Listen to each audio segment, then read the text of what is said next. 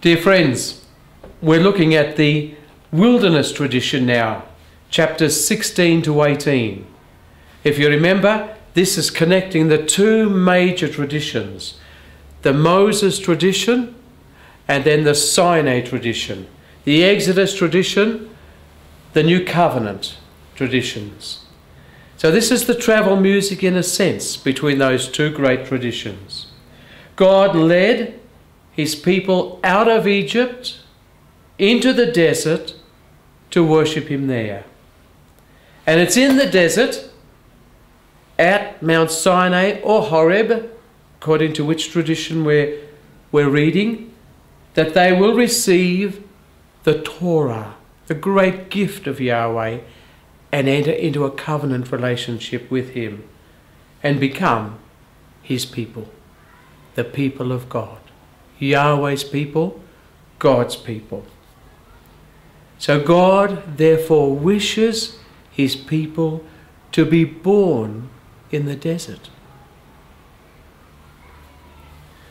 Although in the book of Exodus this is situated geographically, we can understand a little bit of some of the places they went to, but the theological significance is far more important than trying to track out where they actually went. The key is that now, after having left Egypt, the Jewish people have lost all the normal supports of daily life. And they become totally dependent on God. Of course, this is going to happen to them again when the exile comes. They'll lose all the support systems of land, city, temple, and they're going to depend totally on God in the exile.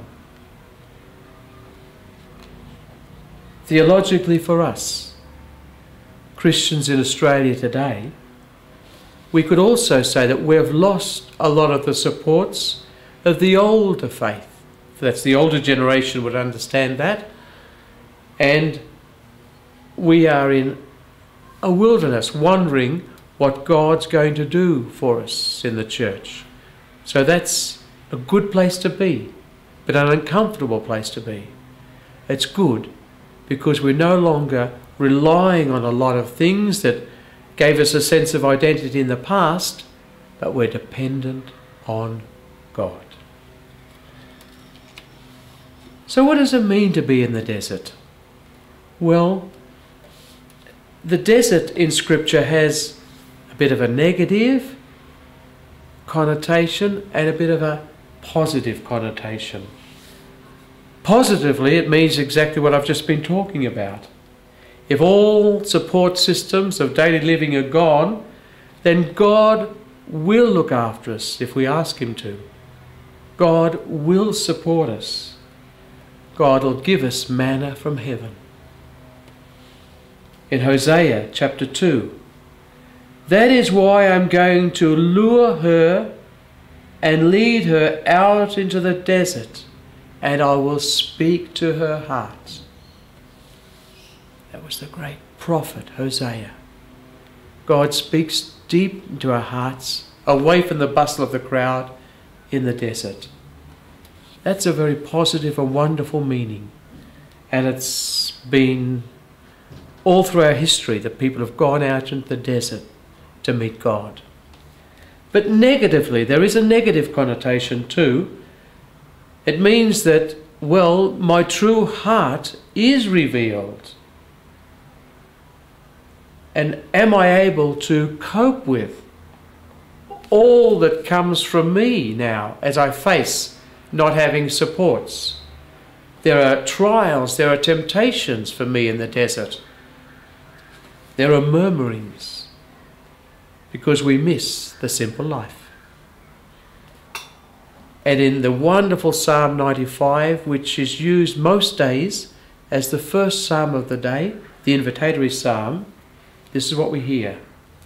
Oh, that today you would listen to his voice.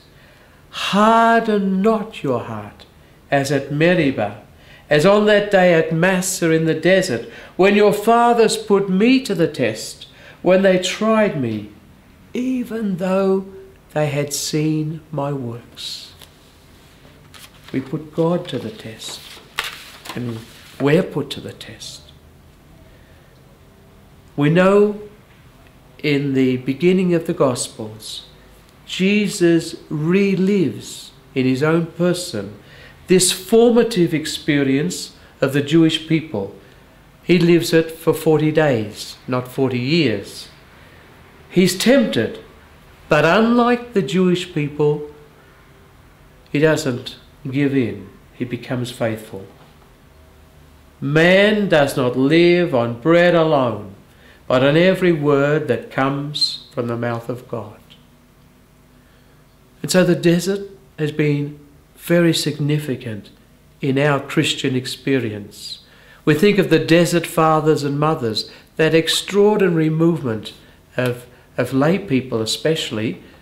Once the church settled in the Roman Empire, they wanted to recapture the essence of Christianity, and they went out into the deserts of Palestine and Egypt and Mesopotamia to relive the faith at the level of the heart. We can also think, there's a beautiful book called The Wilderness of God. It is a lovely book by André Luth, and he speaks about the Russian monks of the 19th century. And their desert, of course, are the forests, the thick forests of Russia. But wherever we need to, sometimes we like to go on retreats and have a desert experience, a retreat experience, retreating away from ordinary life into the quiet. That for us is a taste of wilderness, a taste of the desert experience.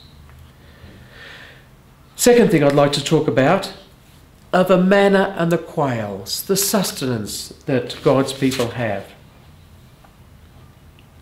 Manna is everywhere in the traditions of Israel's wanderings, in all the traditions. But the descriptions of what it is vary. And they contain several rare words.